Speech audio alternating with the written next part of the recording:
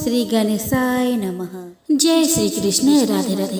नमस्कार दोस्तों आप सभी को चैत्र पूर्णिमा की हार्दिक शुभकामनाएं। ईश्वर आप सभी के व्रत एवं उपवास को स्वीकार करे, आप सभी की सारी मनोकामनाएं पूरी हो। दोस्तों आज इस वीडियो में मैं आपको सुनाने वाली हूँ चैत्र पूर्णिमा की व्रत कथा। साथ ही आप इस वीडियो में जानेंगे पूर्णिमा व्रत की पूजन विधि के बारे में। तो चलिए दोस्तों आज का यह वीडियो शुरू करें। दोस्तों सनातन धर्म में पूर्णिमा तिथि बेहद पुण्य फलदायी मानी गई है। मान्यता है कि श्री हरि विष्णु की अर्धांगिनी और धन की देवी माता लक्ष्मी को पूर्णिमा की तिथि बहुत प्रिय है। साल में 12 पूर्णिमा आती है, लेकिन चैत्र माह की पूर्णिमा अधिक महत्वपूर्ण है। चैत्र पूर्णिमा हिंदू नववर्ष की पहली पूर्णिमा मानी जाती है। इस दिन स्नान दान के अलावा हनुमान जन्मोत्सव भी मनाया जाता है। दोस्तों चैत्र पूर्णिमा 23 अप्रैल 2024 मंगलवार को है। इस दिन हनुमान जयंती भी है। इस दिन विष्णु जी के स्वरूप भगवान सत्यनारायण की पूजा की जाती है और उनकी कृपा प्राप्त करने के लिए पूर्णिमा का व्रत भी रखा जाता है। चंद्रमा को अर्घ्य और रात में लक्ष्मी पूजन करने से सुख समृद्धि आती है। दोस्तों चैत्र पूर्णिमा के दिन वानर राज केसरी नंदन और माता अंजनी के घर हनुमान जी का जन्म हुआ था। हनुमान जी को चिरंजीवी होने का वरदान प्राप्त है। दोस्तों कहते हैं कि चैत्र पूर्णिमा पर जो बजरंग बली की आराधना करता है, सुंदरकांड, हनुमान चालीसा, रामायण पाठ करता है, स्वयं हनुमान जी उसकी हर संकट में रक्षा करते हैं। साधक को जीवन में समस्त सुखों की प्राप्ति होती है। वही पौराणिक मान्यताओं के अनुसार चैत्र पूर्णिमा के दिन भगवान श्री कृष्ण ने ब्रज में रास उत्सव मनाया था, जिसे महारास के नाम से जाना जाता है। इस महारास में हजारों गोपियों ने भाग लिया था और हर गोपी के साथ भगवान श्री कृष्ण रात भर नाचे थे। भगवान कृष्ण ने यह कार्य अपने योग मानस से किया था। पूर्णिमा पर किया तीर्थ स्नान दान कभी न खत्म होने वाला पुण्य देता है। दोस्तों चैत्र पूर्णिमा के दिन ब्रह्म मुहूर्त में उठकर सभी कामों से निवृत्त होकर स्नान आदि कर ले। इसके बाद चौकी पर लाल कपड़ा बिछाकर भगवान विष्णु और माँ लक्ष्मी की मूर्ति स्थापित करें। दीपक जलाकर भगवान विष्णु और माँ लक्ष्मी की पूजा करें। इसके साथ ही इस दिन कनक धान स्तोत्र और मंत्रों का जाप करना चाहिए। अंत में आरती करें और फल, खीर, मिठाई आदि चीजों का भोग लगाए। लोगों में प्रसाद का वितरण करें। इसके बाद ब्राह्मण या गरीबों को श्रद्धा अनुसार दान अवश्य दें। दोस्तों भगवान विष्णु को प्रसन्न करने के लिए इन मंत्रों का जाप जरूर करें। ओम नमो नारायणाय, ओम नमो भगवते वासुदेवाय, ओम श्री विष्णवे च विद्महे वासुदेवाय धीमहि तन्नो विष्णु प्रचोदयात्। आइए दोस्तों अब हम श्रवण करें पूर्णिमा व्रत कथा की।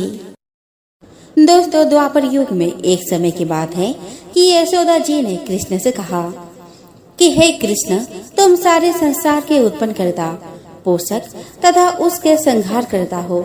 आज कोई ऐसा व्रत मुझसे कहो जिसके करने से मृत्यु लोक में स्त्रियों को विधवा होने का भय न रहे तथा यह व्रत सभी मनुष्य की मनोकामनाएं पूर्ण करने वाला हो।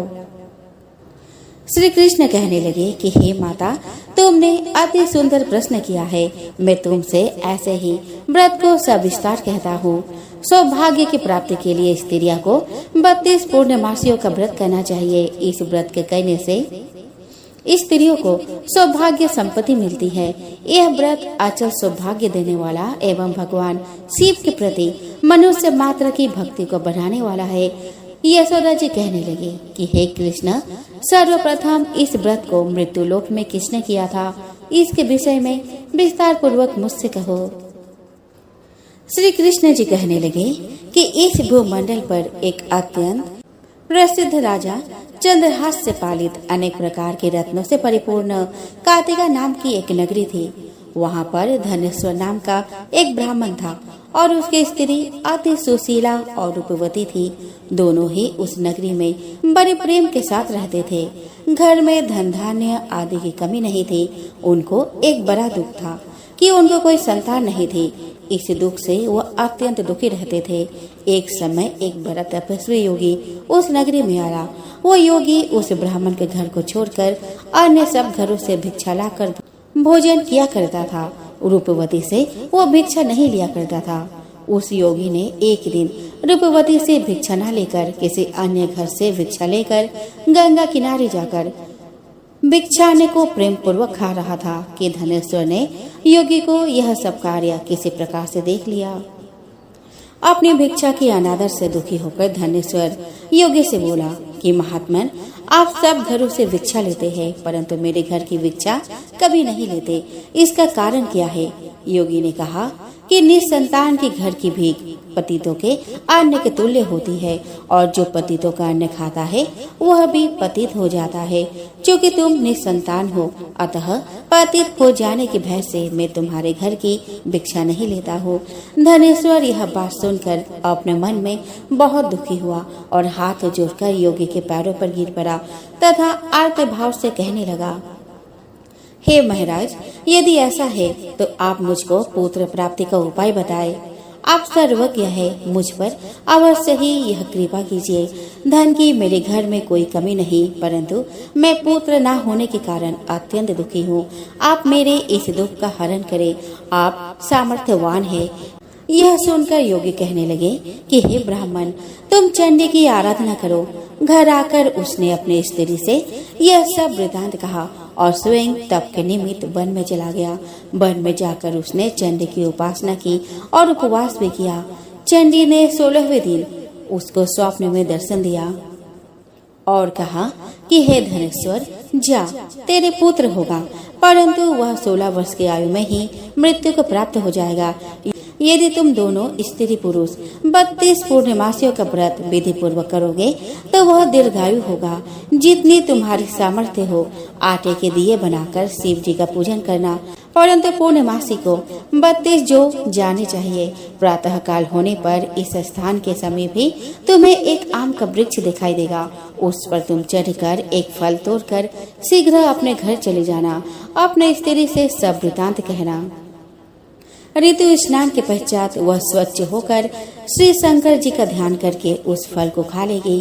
तब शंकर भगवान की कृपा से उसको गर्भ हो जाएगा। जब वह ब्राह्मण प्रातः काल उठा तो उसने उस स्थान के पास ही एक आम का वृक्ष देखा जिस पर एक अत्यंत सुंदर आम का फल लगा हुआ था। उस ब्राह्मण ने उस आम के वृक्ष पर चढ़कर उस फल को तोड़ने का प्रयत्न किया परंतु वृक्ष पर कई बार प्रयत्न करने पर भी वह चढ़ न पाया।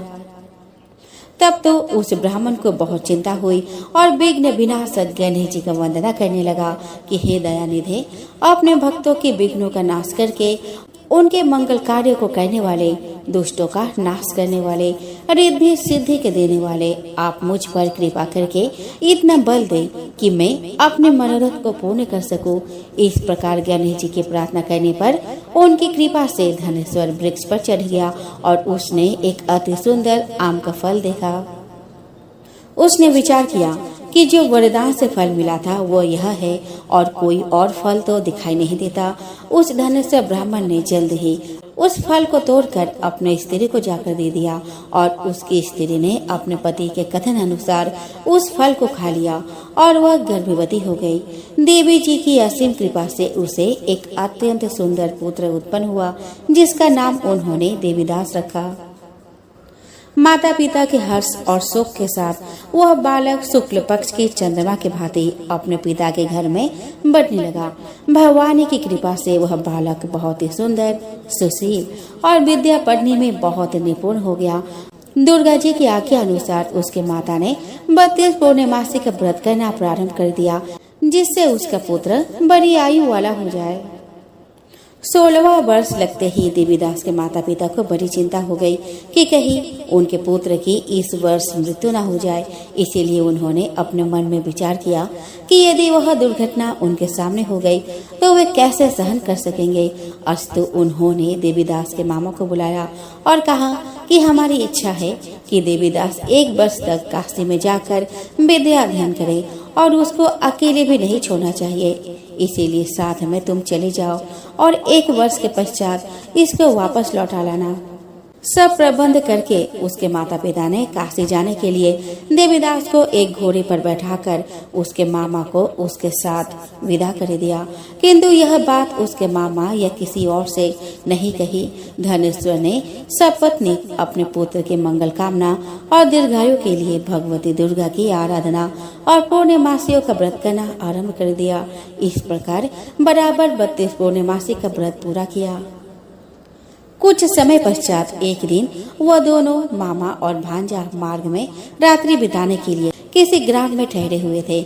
उस दिन उस गांव में एक ब्राह्मण की अत्यंत सुंदरी, सुशीला, विदुषी और गुणवती कन्या का विवाह होने वाला था।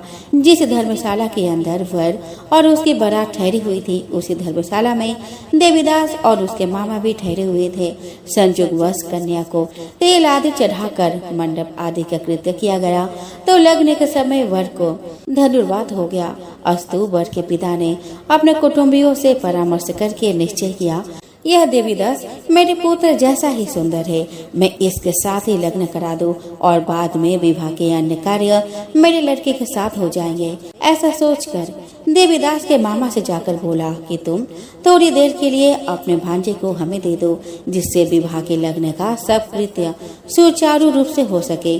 तब उसका मामा कहने लगा कि जो कुछ भी मधुपर्क आदि कन्यादान के समय वर को मिले वह सब हमें दे दिया जाए तो मेरा भांजा इस बारात का दूल्हा बन जाएगा।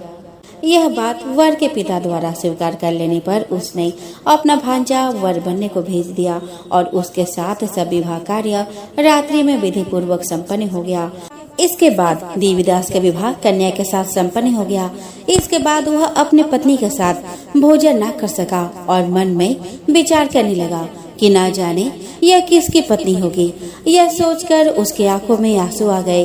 तब वधू ने पूछा कि क्या बात है, आप उदास क्यों हो। तब उसने सारी बातें अपने पत्नी को बता दी। तब कन्या कहने लगी कि यह तो ब्रह्म विवाह के विपरीत है, आप ही मेरे पति है, मैं आपकी ही पत्नी रहूंगी, किसी अन्य की कभी नहीं। तब देवीदास ने कहा कि ऐसा मत करिए, क्योंकि मेरी आयु बहुत कम है, मेरे बाद आपका क्या होगा। लेकिन उसकी पत्नी नहीं मानी और बोली कि स्वामी आप भोजन कीजिए। भोजन करने के बाद दोनों रात में सोने के लिए चले गए। सुबह देवीदास ने पत्नी को 4 नगों से जड़ी एक अंगूठी दी और एक रुमाल दिया और बोला कि हे प्रिय, इसे लो और संकेत समझकर स्थिरचित हो जाओ। मेरे मरण और जीवन जानने के लिए एक पुष्प वाटिका बना लो, उसमें सुगंधी वाली एक नव मल्लिका लगा लो, उसे प्रतिदिन जल से सिंचा करो और आनंद के साथ खेलो कूदो। जिस समय और जिस दिन मेरा प्राणांत होगा उस दिन यह फूल सूख जाएगा। जब यह फिर से हरे हो जाए तो जान लेना मैं जीवित हूँ। यह समझाकर वहाँ से चला गया। इसके बाद जब वर और बाकी बाराती मंडप में आए तो कन्या ने उसे देखकर कहा कि यह मेरा पति नहीं है, मेरे पति वह है जिनके साथ रात में मेरा विवाह हुआ। इसके साथ मेरा विवाह नहीं हुआ था। अगर ये वही है तो बताए कि मैंने उसको क्या दिया है। साथ ही कन्यादान के समय जो आभूषण मिले उन्हें दिखाए। कन्या की यह सारी बातें सुनकर वो कहने लगा कि मैं यह सब नहीं जानता। इसके बाद सारी बारात भी अपमानित होकर चली गई। भगवान कृष्ण बोले कि हे माता, इस प्रकार देवीदास काशी चला गया। कुछ समय बीत गया तो एक सर्प उसको डसने के लिए वहां आया, लेकिन वह उसको काट नहीं पाया क्योंकि उसके माता ने पहले ही 32 पूर्णिमा का व्रत कर लिए थे। इसके बाद खुद काल वहां पहुंचा। भगवान की कृपा से तभी वह माता पार्वती और भगवान गणेश आ गए। देवीदास को मूर्छित दशा में देखकर माता पार्वती ने भगवान शिव से प्रार्थना की कि महाराज, इस बालक की माता ने पहले ही 32 पूर्णिमा की व्रत कर लिए है, आप इसको प्राण दान दे। भगवान शिव ने माता पार्वती के कहने पर उसे प्राणदान दे दिए। उधर उसकी पत्नी उसके काल की प्रतीक्षा कर रही थी। उसकी पत्नी ने जाकर देखा कि पुष्प और पत्र दोनों ही नहीं है, तो उसको बहुत आश्चर्य हुआ।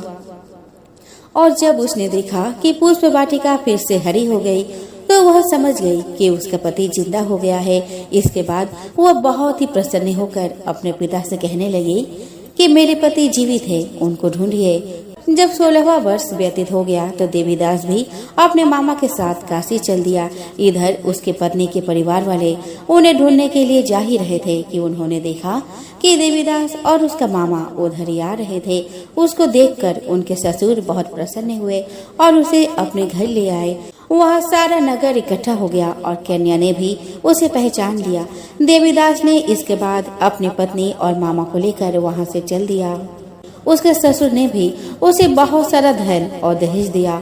जब वह अपने घर की तरफ चल रहा था तो उसके माता पिता को लोगों ने खबर कर दी, तुम्हारा पुत्र देवीदास और अपनी पत्नी और मामा के साथ यहाँ आ रहा है। ऐसा समाचार सुनकर पहले तो उन्हें विश्वास ही नहीं हुआ। जब देवीदास आया और उसने अपने माता पिता के पैर छुए तो देवीदास के माता पिता ने उनका माथा चूमा और दोनों को अपने सीने से लगा लिया। दोनों के आने की खुशी में धनेश्वर ने बहुत दान दक्षिणा ब्राह्मणों को दे दी। श्री कृष्ण कहते हैं कि इस तरह धनेश्वर को 32 पूर्णिमा के व्रत का प्रभाव से संतान प्राप्त हुआ और जो स्त्रियां इस व्रत को करती है वो जन्म जन्मांतर तक वैधव्य का दुख नहीं भोगती है और सदैव सौभाग्यवती रहती है। यह मेरा वचन है। यह व्रत संतान देने वाला और सभी मनोकामनाओं को पूरा करने वाला है। दोस्तों, आज मैं आपको सुनाने वाली हूँ बद्रीनाथ की कहानी। दोस्तों, यह वह जगह है जहाँ शिव और पार्वती रहते थे। यह उनका घर था। एक दिन नारायण यानी विष्णु के पास नारद गए और बोले, आप मानवता के लिए एक खराब मिसाल है। आप हर समय शेषनाग के ऊपर लेटे रहते हैं। आपकी पत्नी लक्ष्मी हमेशा आपकी सेवा में लगी रहती है और आपको लाड़ करती रहती है। इस ग्रह के अन्य प्राणियों के लिए आप अच्छी मिसाल नहीं बन पा रहे हैं। आपको सृष्टि के सभी जीवों के लिए कुछ अर्थपूर्ण कार्य करना चाहिए। इस आलोचना से बचने और साथ ही अपने उत्थान के लिए विष्णु तप और साधना करने के लिए सही स्थान की तलाश में नीचे हिमालय तक आए। वहाँ उन्हें मिला बद्रीनाथ, एक अच्छा सा छोटा सा घर जहाँ सब कुछ वैसा ही था जैसा उन्होंने सोचा था। साधना के लिए उन्हें यह सबसे आदर्श जगह लगी। वह उस घर के अंदर गए। घुसते ही उन्हें पता चला कि यह तो शिव का निवास है और वह तो बड़े खतरनाक व्यक्ति है। अगर उन्हें गुस्सा आ गया तो वो आपका ही नहीं खुद का भी गला काट सकते हैं। ऐसे में नारायण ने खुद को एक छोटे से बच्चे के रूप में बदल लिया और घर के सामने बैठ गए। उस वक्त शिव और पार्वती बाहर कहीं टहलने गए थे। जब वे घर वापस लौटे तो उन्होंने देखा कि एक छोटा सा बच्चा जोर जोर से रो रहा है। पार्वती को दया आ गई। उन्होंने बच्चे को उठाने की कोशिश की। शिव ने पार्वती को रोकते हुए कहा, इस बच्चे को मत छूना। पार्वती ने कहा कि कितने क्रूर हैं आप, कैसी नासमझी की बात कर रहे हैं। मैं तो इस बच्चे को उठाने जा रही हूँ। देखिए तो कैसे ये रो रहा है। शिव बोले कि जो तुम देख रही हो उस पर भरोसा मत करो। मैं कह रहा हूँ ना, इस बच्चे को मत उठाओ। बच्चे के लिए पार्वती की स्त्री सुलभ मनोभावना ने उन्हें शिव की बातों को नहीं मानने दिया। उन्होंने कहा कि आप कुछ भी कहे, मुझे कोई फर्क नहीं पड़ता। मेरे अंदर की माँ बच्चे को इस तरह रोते नहीं देख सकती। मैं तो इस बच्चे को जरूर उठाऊंगी। और यह कहकर उन्होंने बच्चे को उठाकर अपने गोद में ले लिया। बच्चा पार्वती के गोद में आराम से था और शिव की तरफ बहुत ही खुश होकर देख रहा था। शिव इसका नतीजा जानते थे, लेकिन करे तो क्या करे, इसीलिए उन्होंने कहा कि ठीक है, चलो देखते हैं क्या होता है। पार्वती ने बच्चे को खिला पिला कर चुप किया और वही घर पर छोड़कर खुद शिव के साथ गर्म पानी में स्नान करने के लिए बाहर चली गई। वहाँ पर गर्म पानी के कुंड है। उस कुंड में स्नान के लिए शिव पार्वती चले गए। लौटकर आए तो देखा कि घर अंदर से बंद था। शिव तो जानते ही थे कि अब खेल शुरू हो गया है। पार्वती हैरान थी कि आखिर दरवाजा किसने बंद किया। शिव बोले, मैंने कहा था ना, इस बच्चे को मत उठाना। तुम बच्चे को घर के अंदर लाई और अब उसने अंदर से दरवाजा बंद कर लिया है। पार्वती ने कहा कि अब हम क्या करें। शिव के पास दो विकल्प थे, एक जो भी उनके सामने है उसे जलाकर भस्म कर दे और दूसरा वे वहां से चली जाए और कोई और रास्ता ढूंढ ले। उन्होंने कहा कि चलो कहीं और चलते हैं, क्योंकि यह तो तुम्हारा प्यारा बच्चा है, इसीलिए मैं इसे छू भी नहीं सकता। मैं अब कुछ नहीं कर सकता, चलो कहीं और चलते हैं। इस तरह शिव और पार्वती को अवैध तरीकों से वहां से निष्कासित कर दिया गया। वे दूसरी जगह तलाश करने के लिए पैदल ही निकल पड़े। दरअसल बद्रीनाथ और केदारनाथ के बीच एक चोटी से दूसरी चोटी के बीच सिर्फ 10 किलोमीटर की दूरी है। आखिर में वे केदार में बस गए और इस तरह शिव ने अपना खुद का घर खो दिया। पौराणिक कथा के अनुसार भगवान ने जब 6 वर्ष की आयु में प्रवेश किया, तब एक ही दिन भगवान माता यशोदा से बोले कि मैया अब हम बड़े हो गए हैं। मैया यशोदा बोली, अच्छा लला, अब तुम बड़े हो गए हो तो बताओ अब क्या करें। भगवान ने कहा कि अब हम बछड़े चराने नहीं जाएंगे, हम गाय चराएंगे। मैया ने कहा कि ठीक है, बाबा से पूछ लेना। मैया के इतना कहते ही झट से भगवान नंद बाबा से पूछने पहुंच गए। बाबा ने कहा कि लला, अभी तुम बहुत छोटी हो, अभी तुम बछड़े ही चराओ। भगवान ने कहा, बाबा अब मैं बछड़े नहीं गाय ही चराऊंगा।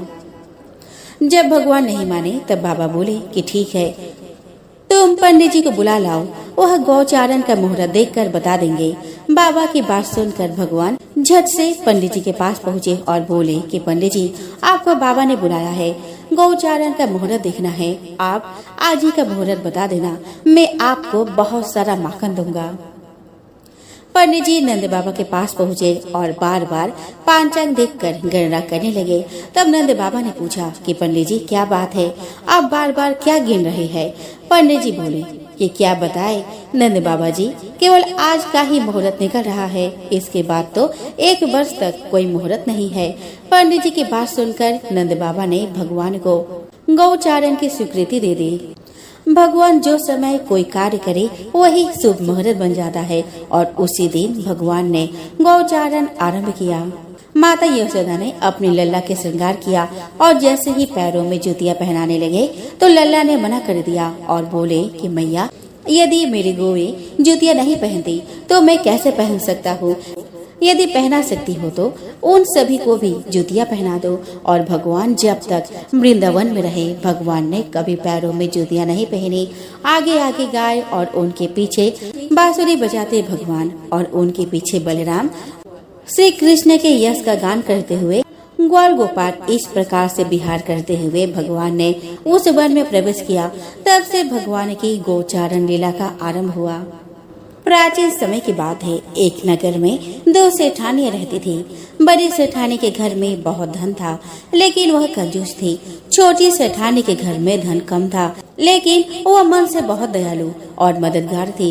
वह स्वयं को धर्म के कार्य करने और लोगों की मदद करने में लगाए रखती थी। वह रोज सवेरे गंगा स्नान करने के लिए जाती, तुलसी माता बर पीपल सींचती, भगवान के मंदिर जाकर पूजा करती और धर्म राज्य की कहानी सुनती थी। जबकि बड़ी सेठानी यह सब देखकर हंसती थी और कहती थी कि पता नहीं दिन भर क्या फालतू के काम करती रहती है। ऐसा करते करते दिन बीतने लगे और सेठानियां वृद्ध हो गई। तब भगवान के घर से बुलावा आया। छोटी सेठानी को लेने के लिए धर्मराज जी ने अपना विमान भेजा, जबकि बड़ी सेठानी को दूत मारते हुए ले जाने लगे। रास्ते में बड़ी सेठानी ने कहा कि मुझे भूख लगी है। तब दूत बोले कि यदि तुमने जीवन में किसी को खाना खिलाया होगा तभी तुम्हें खाना मिलेगा। थोड़ी देर बाद उसने फिर से कहा कि मुझे प्यास लगी है। तब दूत बोले कि यदि तुमने जीवन में किसी को पानी पिलाया होगा तभी तुम्हें पानी नसीब होगा। रास्ते में उसे कांटे चुभने लगे और तेज गर्मी पड़ने लगी, लेकिन दूत उसे घसीटते हुए ले गए। अब बड़ी सेठानी बहुत पछताने लगी कि मेरे पास सब कुछ होते हुए भी दान धर्म नहीं किया। इतनी देर में धर्मराज जी का दरबार आ गया।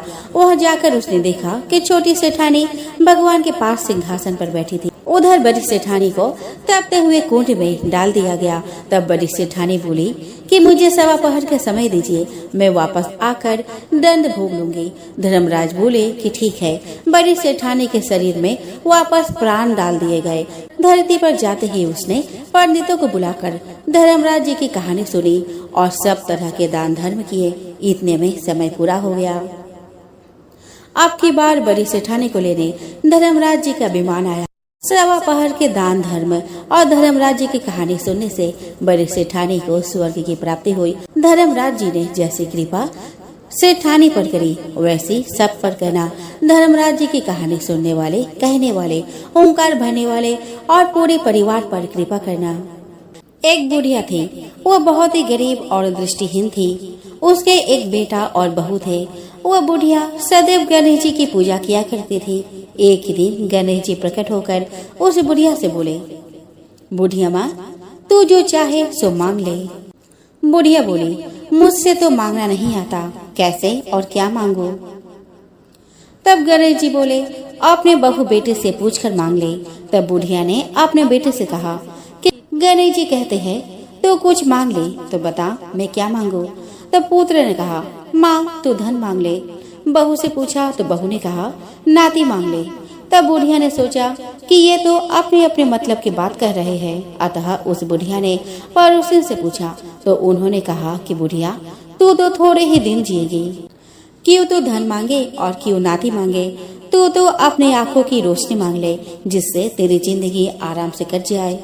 इस पर बुढ़िया बोली कि हे गणेश जी, यदि आप प्रसन्न है तो मुझे 9 करोड़ की माला दे, निरोगी काया दे, अमर सुहाग दे, आंखों की रोशनी दे, नाती दे, पोता दे और सब परिवार को सुख दे और अंत में मोक्ष दे। यह सुनकर तब गणेश जी बोले कि बुढ़िया माँ, तुमने तो हमें ठग लिया। फिर भी जो तूने मांगा है वचन के अनुसार सब तुझे मिलेगा। और यह कहकर गणेश जी अंतर्ध्यान हो गए। उधर बुढ़िया माँ ने जो कुछ मांगा वह सब कुछ मिल गया। तो हे गणेश जी महाराज, जैसे तुमने उस बुढ़िया माँ को सब कुछ दिया वैसे ही सबको देना। एक पौराणिक कथा के अनुसार तारकासुर नामक एक राक्षस था। उसके 3 पुत्र थे, तारकक्ष, कमलाक्ष और विद्युम्माली। तारकासुर बहुत ही बलवान था। उसने धरती व स्वर्ग पर अपना आतंक मचा रखा था, जिससे परेशान होकर देवताओं ने भगवान शिव से उसका अंत करने के लिए प्रार्थना की। उनकी प्रार्थना सुनकर भगवान शिव ने तारकासुर का वध किया। इससे देवता बड़े प्रसन्न हुए। उसके 3 पुत्र को यह सुनकर बड़ा दुख हुआ और उन्होंने इसका बदला लेने के लिए ब्रह्मा जी की घोर तपस्या की। उनकी तपस्या से प्रसन्न होकर ब्रह्मा जी ने तीनों से वरदान मांगने को कहा। तीनों ने ब्रह्मा जी से अपने अमर होने का वरदान मांगा। ब्रह्मा जी ने अमरत्व के अलावा कोई दूसरा वरदान मांगने को कहा। इसके बाद उन तीनों ने कुछ देर तक इस पर बहुत विचार किया और फिर ब्रह्मा जी से कहा कि आप 3 अलग अलग नगरों का निर्माण करें, जिसमें सभी बैठकर पूरी पृथ्वी और आकाश में घूम सके।